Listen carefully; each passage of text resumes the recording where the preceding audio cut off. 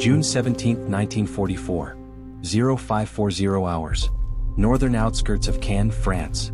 A cold gray sunrise settled over shattered stone blocks, blown roofs, and the twisted steel bones of barns and workshops.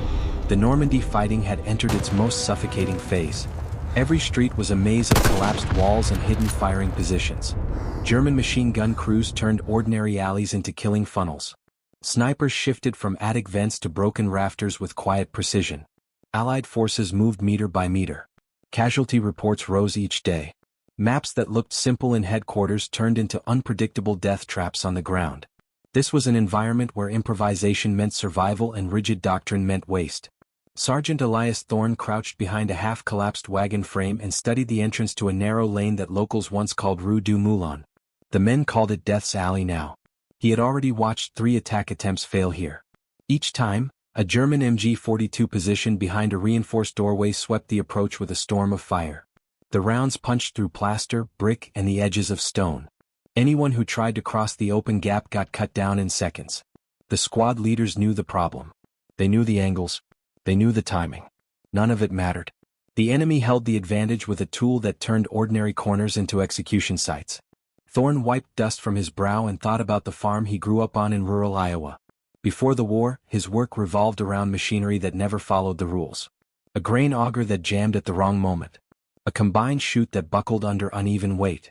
A tractor carburetor that needed a specific twist to stay steady during harvest. Years of repairs had shaped him. He learned to think around problems, not through them. He respected force, but he respected protection even more. When a machine could be modified to keep someone safe, he modified it. When a chute could redirect the flow of 100 pounds of grain and prevent a worker from losing a hand, he rebuilt it. That habit never left him. Urban combat pushed that instinct into sharper focus. Direct fire meant direct risk. Enemy fire zones overlapped in ways few commanders could anticipate. Streets punishingly narrow. Corners that opened into sudden crossfire. Attics with small holes drilled through beams. The Germans defended Cannes with layers of prepared positions. Thorne saw men die in places where no doctrine had answers. The manuals described fields, hedgerows, and trenches. They did not describe stairwells that collapsed under weight or machine gun nests shielded by rubble that absorbed shock from grenades. He watched Private Collins move closer to the mouth of Death's Alley. The younger soldier tried to find a blind spot in the enemy coverage. He leaned slightly to the right. A short burst crackled from the hidden MG-42.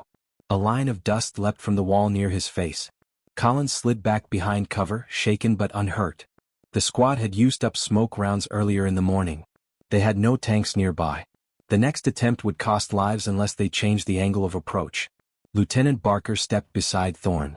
Barker trusted numbers, lines, and textbook geometry. He studied the lane through binoculars and shook his head. He muttered that they needed artillery, but the radios crackled with delays. The guns were tied to another operation south of the river. Air support could not fly because low clouds rolled in from the coast. Barker repeated the hours-old plan. The squad would rush the corner again. Someone would suppress. Someone would flank. It would be costly. Thorne knew what that meant. He stared at a long piece of bent sheet metal lying among the rubble. Its curved shape once formed part of a barn's grain chute. He recognized the design immediately. It reminded him of home. The curve could redirect weight or force if used right. He thought about the distance from their position to the alley corner. He thought about the length of the bar and the M1919 the squad carried. He thought about the problem. They did not need more firepower. They needed a way to fire without exposing a torso, shoulder, or face to the MG-42. Protection mattered more than strength in a narrow street. During the previous night, Thorne had started quietly shaping an idea. He found scrap pipes, a bracket from a broken wagon axle, and the curved chute panel. He worked behind a collapsed doorway with a small toolkit he carried in his pack. He hammered dents back into place. He aligned angles through trial, error, and instinct trained by years of repairing machinery. He created a sliding mount that let a weapon extend past a wall without the gunner leaning into danger. It was crude metal. It looked like farm junk. But it worked in basic function. He called it the grain chute firing slide. He did not show it to anyone yet. Men were too tired for theories. Officers were too rigid for improvisation. The army did not reward ideas from sergeants who built devices out of scrap.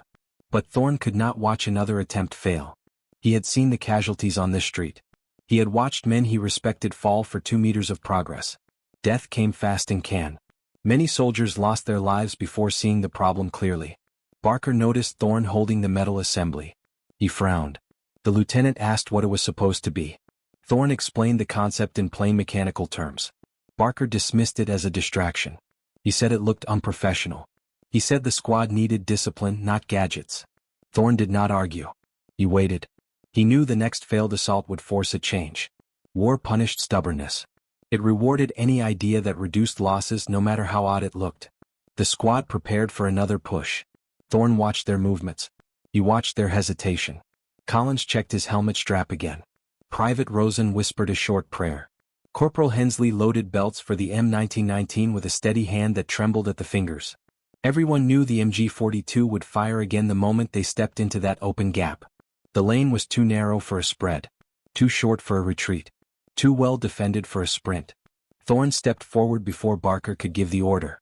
He carried the grain chute firing slide under one arm. He positioned it at the corner of the stone wall. He braced the curved chute against the ground. His hands moved with calm confidence. He had installed parts on harvesters in storms that rattled his bones. He had repaired machines under weight that could crush a man. This was not new pressure. This was familiar work. He set the M1919 into the mount. The chute extended the weapon's barrel around the corner by just enough distance to cover the lane. Thorne instructed Collins to feed the belt. Collins hesitated but obeyed. The others watched silently. The device looked crude but the concept was clear. A protected firing angle meant the MG42 would not see a target until bullets already moved. Barker raised a hand in frustration. He started to object. Then a single rifle crack echoed from a hidden German sniper. A round snapped past the squad and shattered a stone chip near Barker's head. That was enough to silence his protest. He ordered Thorne to proceed. Thorne gripped the trigger assembly. He leaned only enough to see the alignment marks he had scratched into the chute for aim correction. He fired a short burst. The burst left the chute with a harsh metallic roar that echoed through the ruined alley. The weapon stayed steady inside the improvised slide. The recoil rippled through the curved metal instead of through Thorne's shoulder and ribs. Dust lifted from shattered walls. The sound pattern changed within a second. The German MG42 answered with a violent, sweeping burst. Its lethal line tore across the lane, but it struck only stone. No Allied torso leaned into view. No helmet edge showed. The enemy gunners fired at an empty corner. Their weapon barked again in confusion as they tried to track a target that never appeared. Thorne fired a second burst. This time he adjusted the angle by shifting the slide half an inch along the ground. The chute worked like a redirection channel. It fed the weapon's muzzle into the street with precision that felt familiar from his farm work. He had often built grain guides to avoid spills while loading trucks during harvest. The same principle applied here. A redirected path. A controlled output. The Germans were not prepared for a machine gun that appeared only as fire, not as a body behind cover. Collins watched in disbelief. He saw brick fragments explode around the reinforced doorway that hid the MG42. Thorne's fire forced the gunners to duck.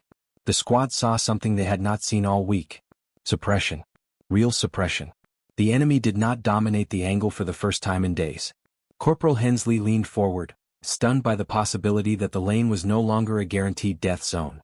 Another German sniper attempted a shot from the second floor of a building opposite the alley.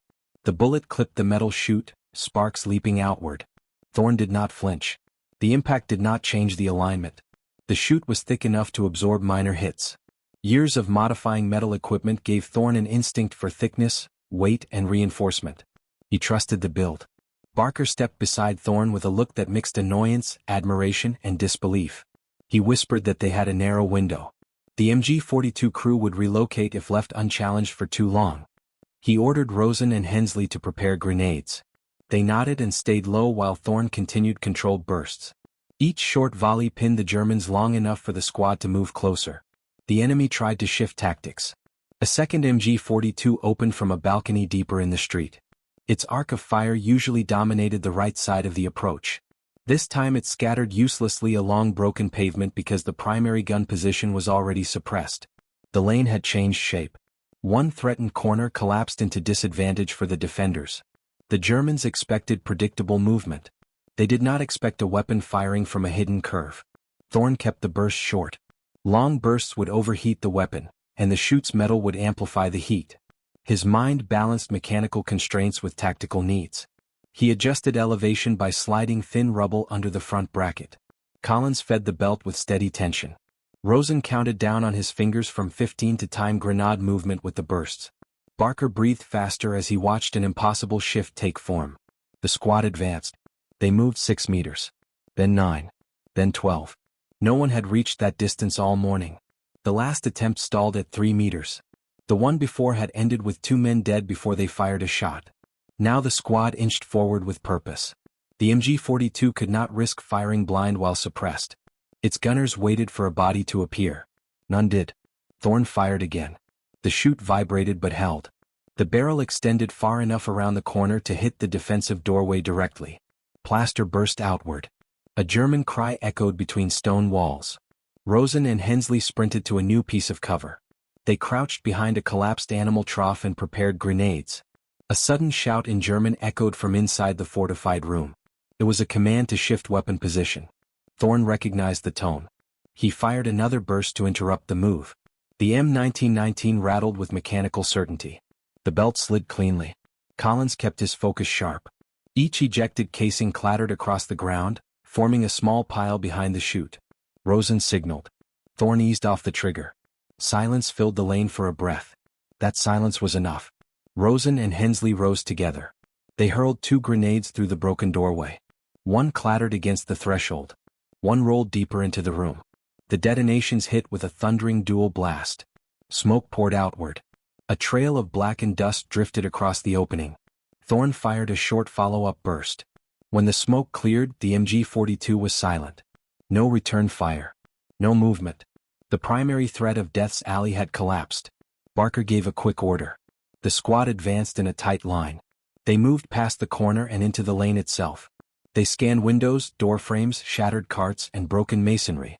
Thorne kept the chute and weapon positioned at ready angle. His presence meant they could sweep the alley without exposing themselves to long angles. The balcony machine gun team reacted next. They opened fire in a panic from the upper level. Their rounds cut a wild pattern across the street, searching for moving bodies. Thorne swung the chute toward them by dragging the metal base across the cobblestones. The curved guide amplified the turn. The weapon snapped into the new direction. Thorne fired upward. His round struck the balcony's wooden flooring. Splinters flew outward. One burst forced the German crew to fall back into the room behind them. Hensley and Collins sprinted forward to secure the lower floor of the structure. Barker followed cautiously. The squad entered the building from the ground level. The balcony gun team realized their escape route was gone. They attempted to retreat across the upper corridor. Thorne fired another controlled burst from below through a broken window frame. His rounds traced the wall where footsteps echoed. One German fell. The other fled deeper into the building. Thorne held his fire. He did not waste ammunition. He adjusted the chute angle by tapping a wedge of stone under the metal frame. The weapon stayed steady, ready to fire again if needed. Barker signaled for Hensley and Collins to clear the upper room. They found the MG-42 still warm. They found blood on the floor. They found the second gunner unconscious near a broken beam. The resistance on the balcony collapsed. Thorne remained on the street. His eyes tracked every corner. The chute gave him the confidence to cover angles previously impossible. His squad moved deeper into the lane. For the first time since sunrise, they controlled Death's Alley. Behind them, other sections of the platoon advanced. The shift in pressure was immediate. One broken street had slowed the whole platoon for hours. Clearing it changed momentum for the entire push toward the industrial quarter. Officers noticed. Radio chatter changed tone. Someone asked what modified weapon was supporting the advance. Barker answered without hesitation. He said it was an improvised redirection device built by Sergeant Thorne. Word spread through the nearby squads. A farm mechanic had built something that worked. Something that kept men alive. Something the manuals never mentioned. By late morning, clouds thickened above the rooftops. The industrial quarter loomed ahead with concrete workshops and narrow corridors filled with debris. The squad regrouped inside a roofless stable that smelled of smoke and damp soil. Barker reviewed the next objective. They needed to clear a second street that connected to the rail depot. Reports said multiple machine gun nests waited there. Snipers had been spotted near the upper windows of a bakery. No unit had made progress in that direction since dawn. The platoon needed momentum, and Thorne's device had provided the first breakthrough of the day. Collins knelt beside the grain chute firing slide. He touched the metal with cautious respect. He had never seen anything like it. The weld points looked rough but intentional. The curvature had a mathematical feel, even though Thorne built it without any tools for measurement. When Collins asked how Thorne knew the angle would hold, the sergeant explained that grain chutes must manage force flow. If the angle is wrong, the chute vibrates, binds, or spills.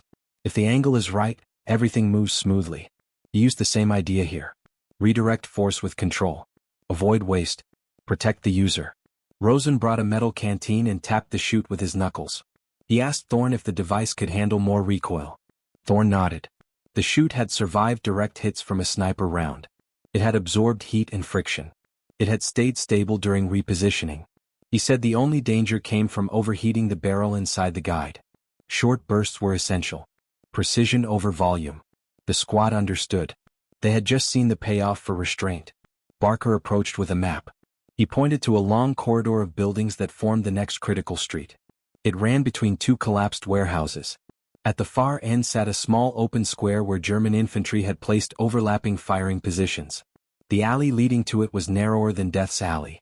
The angles were tighter. Thorne studied the drawing carefully.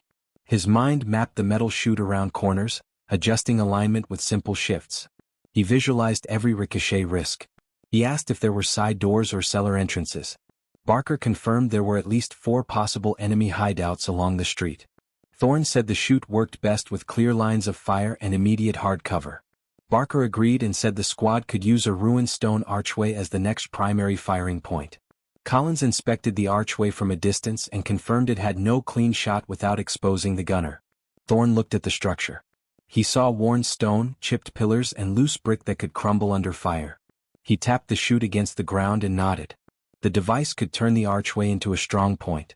The squad left the stable and moved slowly toward their new position. The sound of distant artillery rolled like low thunder across Cannes. Smoke drifted above rooftops. German rifle cracks echoed through tight passages. The platoon advanced in staggered lines, each man scanning windows, doors, and rafters. When they reached the archway, Thorne immediately inspected the foundation stones. He looked for stable surfaces. He found 2 flat blocks where the chute could rest. He positioned the metal curve along the left pillar and checked the alignment using the scratched reference marks he carved earlier. Collins fed a fresh belt into the M1919. The others prepared to advance as soon as Thorne opened fire. Before anyone moved, a German sniper fired from the bakery window. His bullet struck a broken wooden beam above Thorne's head. Splinters rained down. Barker swore under his breath. Thorne did not react. His fingers tightened on the trigger assembly. His eyes tracked the movement in the upper floor.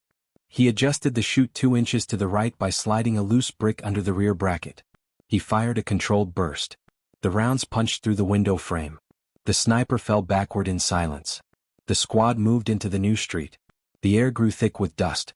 Shattered shutters swung in the wind. A German machine gun opened from a doorframe 20 meters ahead. Its angle would have been unbeatable without the chute. The rounds hammered the stone archway, sending chips flying. Thorne leaned into the firing slide and returned fire. His burst struck the structure directly. The MG crew ducked out of position. Thorne's fire pinned them down. Rosen and Hensley sprinted toward a broken wall on the right side of the street. Collins followed with disciplined steps. They moved quickly, trusting the suppression. Each second mattered. Every meter gained reduced the enemy's advantage. The German crew attempted to adjust position again. Thorne saw movement and fired 2 short bursts. He directed rounds along the doorframe and into the far interior wall. He did not need a clear target. He only needed to control their ability to fire. He forced them into survival mode. A pinned crew cannot maintain accuracy or coordination. Barker signaled to advance. Thorne shifted the chute. He pulled the metal assembly along the stones until it found the next angle. The curve allowed the weapon to pivot without exposing Thorne's arms or head. He opened fire again. His rounds shattered a crate the German gunners used as partial cover. The crate exploded into fragments. The squad pushed deeper. They were halfway down the street now. No previous attempt had reached this point all week. The enemy had expected a frontal assault. They did not expect a weapon that changed angles with mechanical ease. A second German MG team appeared in the upper floor of a warehouse. They aimed downward, ready to fire directly at Rosen's position. Rosen had no cover. Before the Germans could fire, Thorne reacted with instinct and calculation. He dragged the chute another few inches across the stones. The curve guided the muzzle upward. He fired a sharp burst. His rounds tore across the warehouse opening. One German gunner fell from the recoil impact. The second ducked behind a beam and crawled away. Thorn fired again. Wooden supports shattered. The enemy crew did not return fire. Rosen shouted that the right side of the street was clear. Hensley signaled that the left approach remained under fire. Thorn kept his weapon trained on the upper floor. Collins prepared the next belt. Barker and the remaining riflemen moved forward, using the suppression to reach a series of crates stacked near the rail depot wall. The Germans grew desperate. A grenade rolled from the doorway of the first machine gun nest. It bounced across the street toward Thorn's position. Collins saw it too late. Thorn did not move. He kept firing. Barker shouted for everyone to get down. Collins dove behind the archway. The grenade detonated in a violent blast that shook the street. Stones cracked. Dust shot upward. The shockwave passed through the chute and rattled the metal, but the structure held. When the dust settled, Thorn resumed firing. His bursts were calculated. He shifted angles with practiced control. The enemy gun nest fell silent. The squad advanced again. The street opened into the small square ahead. This was the final obstacle before the rail depot. Thorn repositioned the chute for the last push. The Germans still had one remaining strongpoint. Its angle covered the entire square. Without a flank route, the squad needed an improvised solution. They had one. Thorn prepared to use the chute for an angle previous units believed impossible. The squad reached the final bend before the square. The air felt heavier here, thick with chalk dust and the dry smell of shattered masonry. Every sound echoed with unnerving clarity. The German strongpoint ahead controlled the entire open area. No one had crossed it since the previous night. The position sat behind a reinforced stone barrier built into the front of an old workshop. A tripod-mounted MG-42 covered the square with a perfect field of fire. Two riflemen watched the flanks from upper windows. Any movement into the open meant instant death. Barker studied the layout through narrowed eyes. He knew the situation. A frontal push would tear the squad apart. Grenades could not reach the crew. Snipers could not see them. Air support was grounded. Artillery remained committed elsewhere. The position had survived 4 separate attempts from 3 different squads. The defenders held absolute advantage through angle and elevation. Barker whispered that this was the hardest strongpoint he had seen west of the Orne River. Thorn crouched near the corner and looked at the streets feeding into the square. The geometry felt oppressive. Everything converged into a narrow kill zone. The defenders had prepared for British, Canadian, and American advances. They expected textbook tactics. They expected smoke, frontal pressure, and short dashes between cover. What they did not expect was a firing source that did not expose the shooter. Thorn set the grain chute firing slide on the ground. He checked the curvature for damage. A dent from earlier fighting had warped the left edge slightly, but not enough to compromise alignment. He ran his thumb along the metal, feeling for heat. He tested the weld tension. His hands moved with the calm of a mechanic inspecting a combined belt after a long harvest day. He knew the chute's limits better than anyone. If the burst length stayed controlled, it would hold. Collins fed in a fresh belt. He asked Thorn if the chute could take one more engagement. Thorn nodded and placed a small cobblestone under the rear bracket to raise the muzzle by a few degrees. He scratched a quick alignment mark with the edge of a spent casing. Barker asked how he intended to get a firing angle into the square without stepping into the open. Thorn tapped the chute. He said the curve would handle the angle. They only needed to find the right anchor point. The right anchor point was a broken section of wall that formed part of a collapsed bakery. The wall stood at an odd angle, leaning inward as if frozen mid-fall. A narrow gap at its base allowed a muzzle to enter the square from near ground level. It was a terrible angle for any shoulder-fired weapon. No soldier could lie in that position without exposing their body. But a redirected muzzle could rest there easily. The squad moved closer. Rosen checked the bakery for potential ambushes. Hensley cleared loose debris. Barker ordered the others to hold back and prepare to advance once suppression began. Thorn reached the broken wall and positioned the chute. He angled the curve so the muzzle pointed through the narrow gap. The view through the gap showed only a small section of the square, but it was enough. The German MG-42 sat behind a stone barrier with sandbags stacked waist-high. The gunner scanned the square with steady motion. Thorn saw the top of the weapon's receiver. He saw the assistant gunner feeding a belt. He saw how confident they were in the kill zone they controlled. He adjusted the chute one more time, moving it a precise inch to the left. his reference marks aligned. Collins knelt beside him, ready with the belt. The rest of the squad waited behind the bakery wall. Barker crouched close enough to see the setup. He whispered that if this worked, they would break the strongest defensive point of the entire block. Thorne placed his hands on the trigger assembly. He inhaled slowly. His breathing steadied. He fired the first burst. The rounds shot into the square at a low, unexpected vector. The Germans reacted instantly but with confusion. Their MG-42 gunner turned toward the angle of impact. He looked for a shooter above ground level. He found none. He looked for a muzzle flash. He saw none. Thorne fired again. His rounds tore across the sandbags and kicked a spray of dirt into the gunner's face. The MG-42 crew fired back blindly. Their rounds struck the bakery wall, the ground, the square's far corner, everything except the chute's hidden position. Thorne fired a third burst. This one struck the assistant gunner directly. The man fell sideways behind the barrier. The lead gunner yelled for support.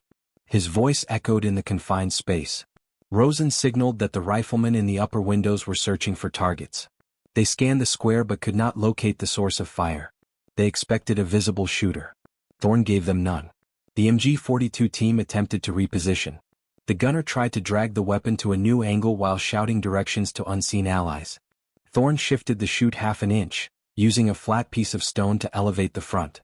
He fired again. His rounds hit the barrier and cut splinters from the wooden frame beneath the sandbags. The Germans had no answer. The firing slide turned the square into a field controlled by invisible force. Barker gave the order to move. Hensley and Collins advanced first. They sprinted to a demolished cart near the square's edge. Rosen took the right flank. Barker followed with methodical movement. Thorne continued firing short bursts, guiding the weapon through the chute with precise corrections. His fire pinned the Germans down. The riflemen in the windows ducked as bullets struck the beams near them. The MG-42 gunner attempted to raise his weapon again, but Thorne saw the movement. He fired a clean burst. The gunner fell backward behind the stone barrier. The squad pushed into the square. The defenders were trapped behind their own fortifications. Their angles worked against them. Their defensive design assumed they would see incoming fire. They did not. Rosen reached the barrier first. He threw a grenade behind the sandbags. The explosion shook dust into the air. Hensley climbed over the barrier with Collins close behind. They found the MG-42 disabled. 2 German infantrymen lay wounded. The others had fled deeper into the workshop, leaving behind crates of ammunition. Barker confirmed the strongpoint was neutralized. He radioed the platoon. For the first time all day, the path to the rail depot opened fully. The shift in momentum echoed through command channels. Platoon leaders asked how the square had been taken. Barker repeated the answer he had given earlier. He said Sergeant Thorne used an improvised mechanical firing slide to control angles impossible for conventional tactics. Thorne stood near the bakery wall and exhaled slowly. He lifted the grain chute. The metal felt hot. He studied the dents, scratches, and dried dust coating its surface. The device had reached its limits. The curve held. The welds held. The idea held. Collins stepped beside him and whispered that the chute had saved the entire squad. Thorne nodded. They moved toward the workshop to clear the final resistance. The square belonged to them now. The strongest position of the day had fallen because a farm mechanic used a simple idea to bend the rules of urban warfare. The workshop interior stretched out. Like a maze of toppled shelving, metal frames, and broken machinery. Thick shadows filled every corner. German infantry had withdrawn into this final stronghold to regroup. The squad advanced with controlled steps, rifles raised, breaths tight. Thorne stayed near the entrance with the grain chute firing slide resting against a collapsed beam. He no longer needed the device for the close-quarters fight, but he refused to leave it behind. It had become a tool of survival. Tools deserved respect. Barker signaled for Rosen and Hensley to move left. Collins and Private Ward took the right. Thorne stayed centered behind Barker. The squad proceeded through a narrow passage lined with shattered equipment. The Germans fired sporadic shots from deeper inside the workshop. The bullets clanged off metal and cracked against crates. Thorne's instincts flared. He studied the ricochet patterns. He saw how the shots bounced. He noticed where the angles converged. He understood the geometry of danger. A sudden burst of German fire echoed from the far end of the second chamber. Collins dove behind a steel cart. Rosen dropped flat and returned fire toward the muzzle flashes. Barker pressed himself against a concrete pillar and assessed the position. The defenders held a platform built from old workshop tables. Their elevation gave them an advantage. They waited for the squad to step into a funnel of fire. Thorn saw the shape of the trap instantly. The tables formed a narrow V that channeled movement toward the center. Anyone advancing would enter a zone where German rifles had full visibility. Thorn motioned to Barker and pointed at a small opening near the base of a storage furnace.